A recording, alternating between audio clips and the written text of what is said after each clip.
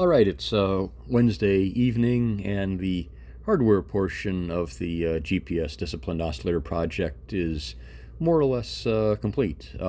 There's some software things I'm going to talk about later. So just a rundown on the display here. That's the date. I got the time. We're fixed to 8 different satellites. This has been on for 750 seconds. Currently, the count delta from expected is 0, and it's been going that way for 33 seconds now. This is the phase. So the E0 for here shows what the phase word is.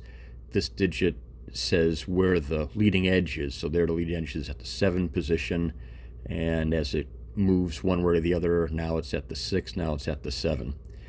This is the current count, and so this should change by 128 modulo each cycle, and then there it did its phase shift glitch. This is the current output frequency on the synthesizer output.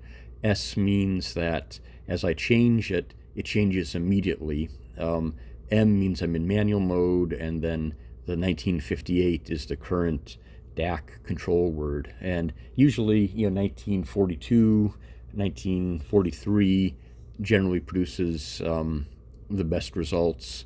I sort of have this in a different position than before, and you expect a little bit of variation. On the control panels is the auto versus manual switch, which doesn't do anything right now except change that M to a A.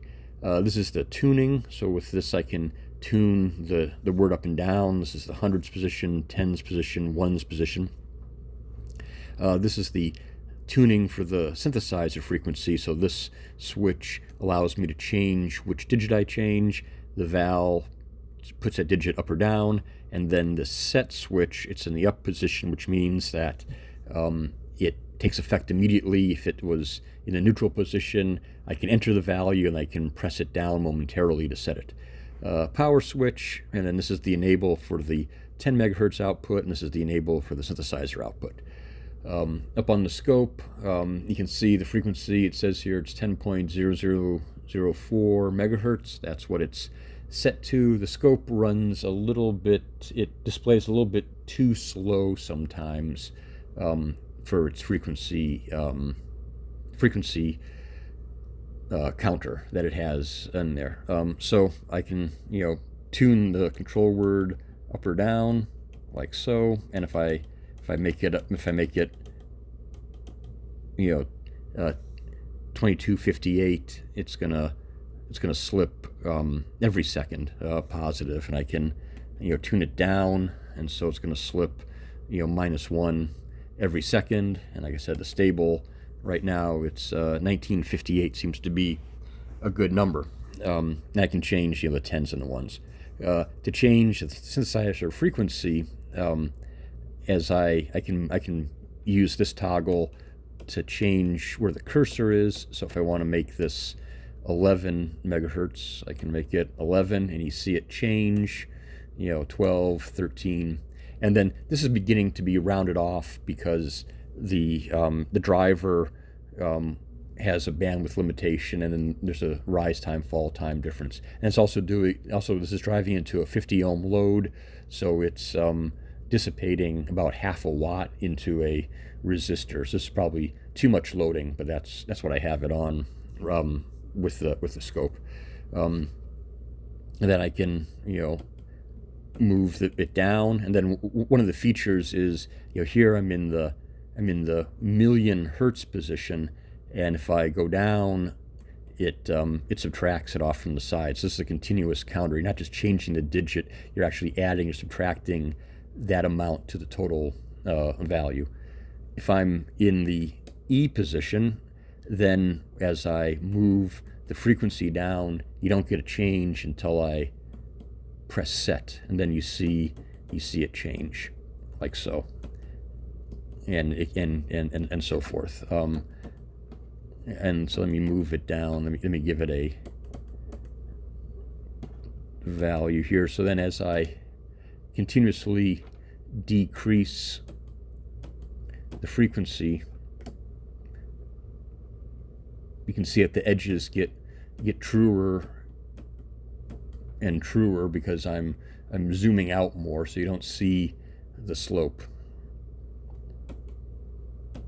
And so I think the slowest you can go is 8 kilohertz, and so this is 20 kilohertz, and you can see the edge still has a rise time issue when I zoom in on it, but it works pretty well. And then I can disable it and enable it with the switch.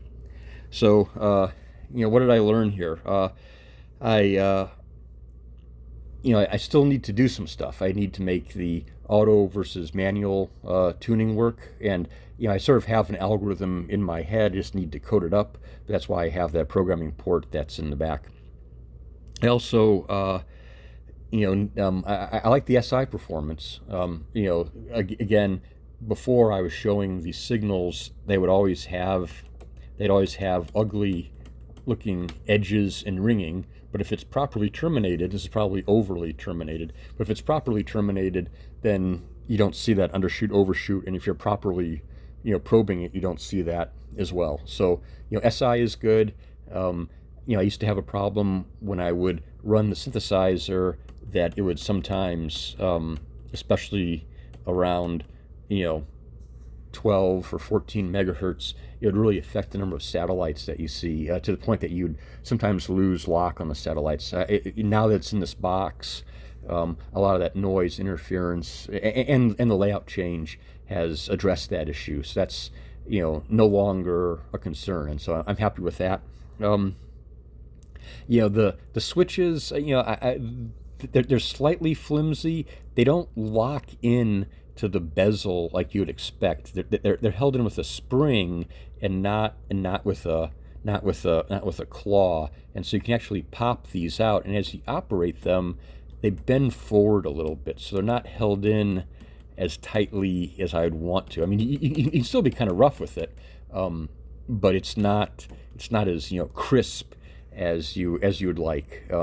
And there are a number of different vendors of switches I could have chosen, and these are $8 each. So that's pretty pricey, but that's just something to think about for next time. I do like this style switch, but that movement is, I don't know. It's nitpicking.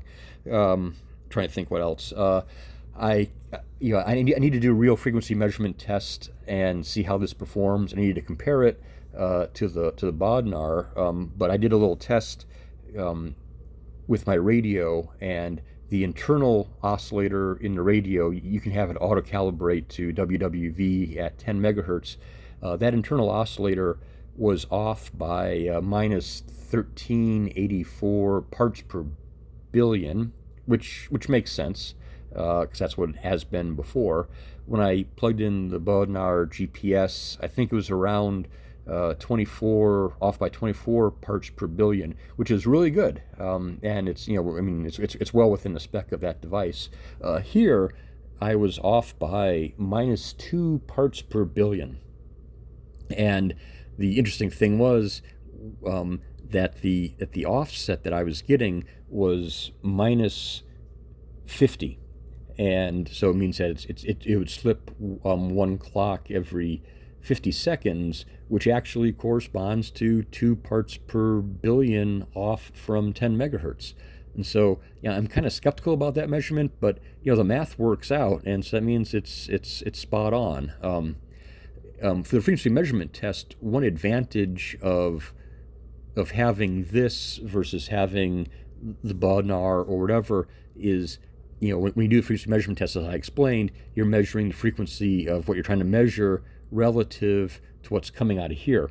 And if you say, well, I'll just take the 10 megahertz. Well, 10 megahertz isn't exactly 10 megahertz, but with this, I know what the error is. And so in this case, if I'm getting an error of plus 50 seconds, or actually 54 seconds here, I know exactly what this frequency coming out is. So if I have it set to 10 megahertz and I'm plus 50, I know I'm 10 megahertz 0.002 2 or something like that.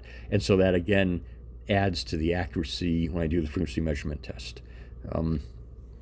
As a project, it was a lot of fun. I spent probably, I don't know, 5 or 6 times longer on it, just investigating all the various things, learning about the GPS, the stability of the oscillators, developing the method, writing the software, testing, and I made a lot of graphs, did a lot of neat investigatory things. I could have just slapped something together and called it good, but I really liked delving into the science and the techniques of measuring everything. And so it was a good learning experience. I didn't spend as much time on it as I did the Nixie clock. Nixie clock was, what did I say, 400 hours.